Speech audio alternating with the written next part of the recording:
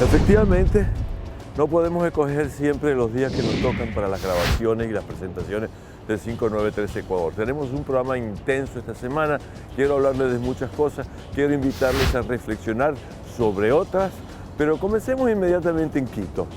Quito la conozco hace tanto tiempo, desde el año 1973, mi primer viaje. Una de las ciudades que quiero muchísimo del Ecuador y del planeta.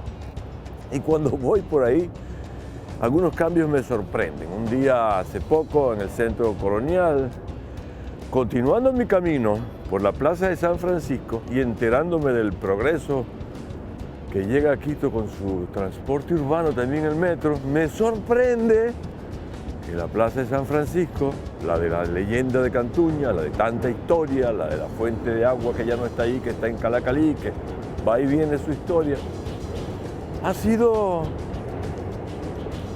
violada para mí, violada. Sí, es verdad que se necesita transporte colectivo para resolver las grandes masas, pero hay ciertos lugares que no deberían ser, digo yo, tocados. Es mi opinión personal. Como mi personal opinión no es la que debe primar en este programa, estando ahí, me reuní con varias personas que tienen su opinión con respecto a lo que se está haciendo en la plaza.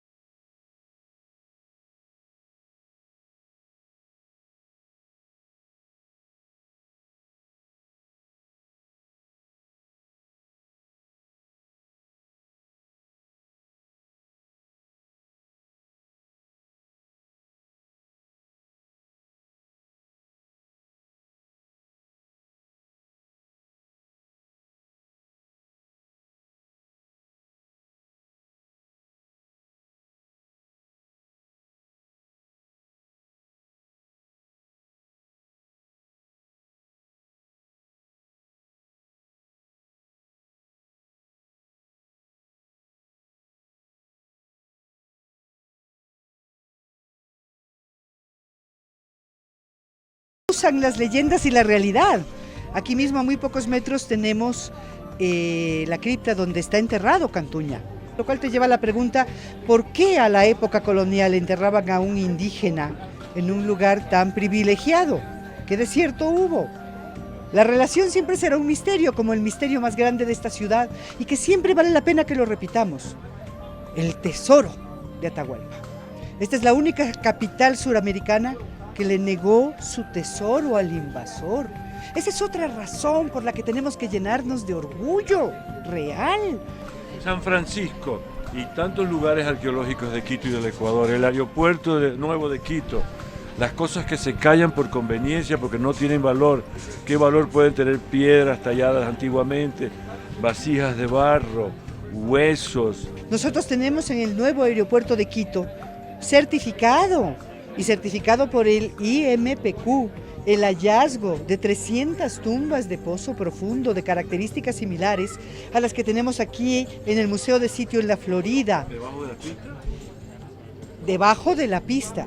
El IMPQ lo único que hace es arqueología de salvataje, arqueología de emergencia. Entonces lo único que le dieron permiso a los arqueólogos de hacer fue ir levantando a toda velocidad las 300 tumbas que encontraron para que vayan haciendo la pista, la zona franca y la estructura del nuevo aeropuerto. No se trata de no tener un nuevo aeropuerto, se trata que no tiene por qué ser un aeropuerto que sea un no lugar, cuando puede ser el aeropuerto más hermoso del mundo. Ese es el criterio. Y lo que pasa es que es un criterio consistente, porque nosotros tenemos en Quito arquitectura de profundidad. Cuando te hablo de la Florida, estamos hablando de tumbas de 15 y 18 metros de profundidad.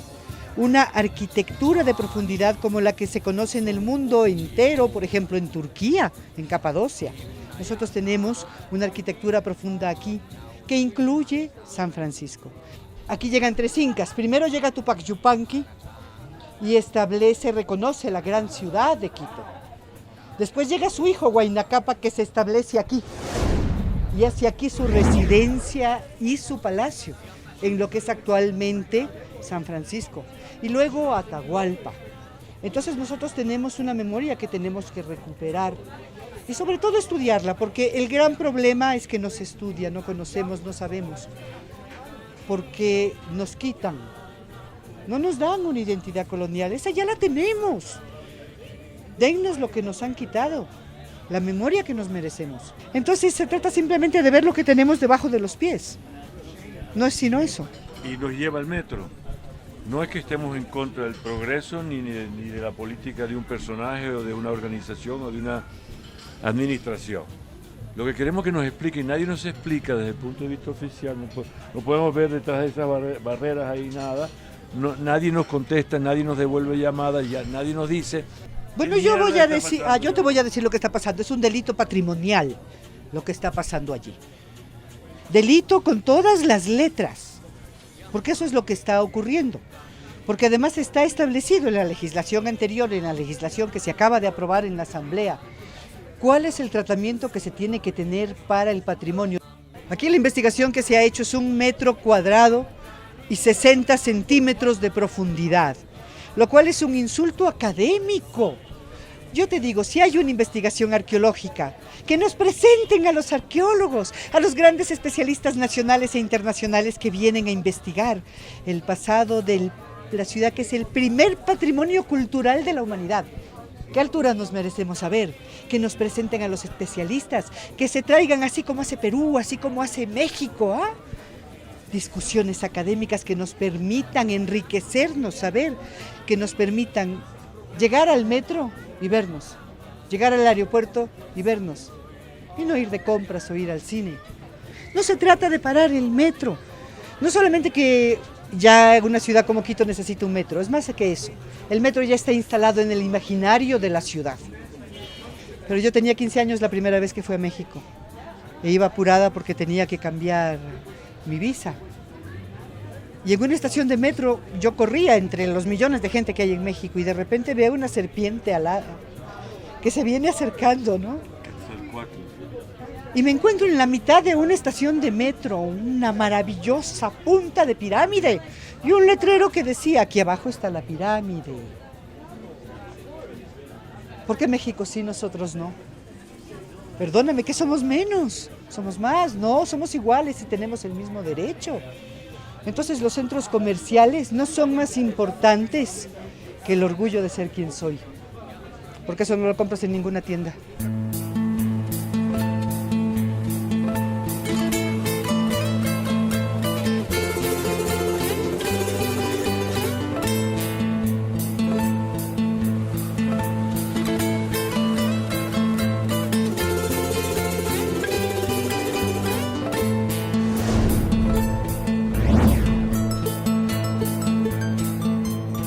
María Eugenia, ¿por qué te interesa a ti esta cuestión de objetos que representan el pasado, fragmentos de cultura, espacio, tiempo?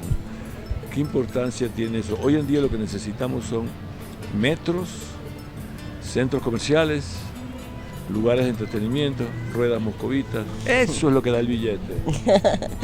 Bueno, es una identidad actual que se está haciendo lamentablemente sobre eso, sobre, por ejemplo, centros comerciales, ¿no?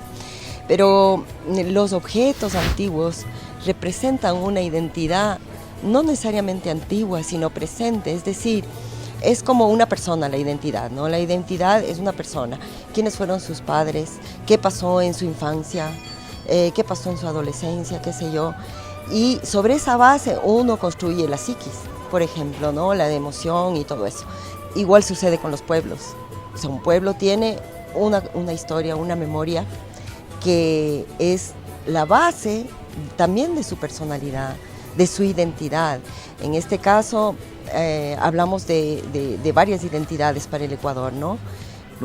No es una cultura precolombina, punto. Son varias culturas nativas que coexistieron, que crearon sus obras, que se expresaron, que vivieron en esta parte del continente, posiblemente desde hace unos 12.000 años atrás, que han dejado vestigios que con la fusión de no de los españoles solamente, sino de todo lo que ha venido en el siglo XX, XXI, XVII, XVI, etc. Bueno, el aporte afro también. Y todo, digo, con el aporte africano, a todo esto, está aquí. Entonces, esos son las esencias. La tesis nuestra de este programa no es crearle problemas ni sacudir instituciones por hacerlo, sino saber por qué esta plaza de San Francisco, que es tan famosa, que atrae a tantos turistas, que es el orgullo de un pueblo, ¿por qué se hace un metro, pero no se dan explicaciones? Porque nosotros hemos tratado de hablar con las autoridades con respecto a que nos digan, que nos contesten, nada más preguntas. Todas las puertas están cerradas. Primero tiene que transparentarse lo que sucede, porque si tú encuentras algo arqueológico, así sea colonial, porque mucha gente como que despreció también que eran vestigios coloniales, como de cosas social, que tenían los sacerdotes, las monjas, qué sé yo. No importa, es un patrimonio, es un valor. Entonces Quito es ciudad patrimonial, ¿no? Las autoridades me parece a mí que también tienen bastante hermetismo, porque lo que deberían hacer es convocar para que a todos los medios de comunicación explicar lo que está pasando abiertamente, ¿no es cierto?, sin necesidad de que uno esté atrás de ellos, porque ese legado no es del municipio, no es ni siquiera de un señor que ha sido elegido nadie. Alcalde o señor alcalde por un periodo de tiempo, no le da la autoridad a él para poder disponer de un acervo cultural. Desgraciadamente, la identidad del Ecuador en general se ha construido sobre solamente un referente, como que el otro fue de menor categoría o inferior o que no valía, y no es así. Al contrario, eso creo que al encontrar vestigios arqueológicos de cualquier calidad, por ejemplo los de la Florida, los de Rumipamba, que son en la ciudad misma y mucha gente de Quito los desconoce. Y es su pasado, y ahí tú puedes ver, por ejemplo, entierros en la Florida, que son en pozos profundos, que tienen espóndilus. Y el espóndilus es esencial para entender no solamente Ecuador, sino América. Quiere decir que el espóndilus llegaba a México, llegaba más allá del Perú, hacia el sur. Y entonces ese espóndilus que se encuentre aquí como un tesoro, porque fue un tesoro también en ese tiempo, que me parece que por una espóndilus, por un mullito de espóndilus, se pagaba 3 pepas de oro allá en esos tiempos. Entonces, ese valor, con esos ponchos de espóndilus, le enterraban a la gente. Entonces, ¿quiénes eran? Esa gente tan impresionante que fueron nuestros ancestros. Y eso tiene que ponerse en valor. María Eugenia, muchas gracias por tener el coraje de conversar. Coraje en el sentido que mucha gente te dice, no me quiero meter, no me quiero meter. Entonces, no me quiero meter, entonces le van borrando su cultura y le van borrando su historia. No, hay que hablarlo, y ahora es el tiempo, porque ahora es un renacimiento también de todo el pensamiento indígena, en el sentido de la filosofía, ¿no? Esa filosofía tan potente donde concibe la comunidad como el todo, donde hay la relacionalidad, la complementariedad. Entonces esas son cosas que nos enseñan y que nos hacen ser a nosotros un pueblo digno, no solamente el referente español.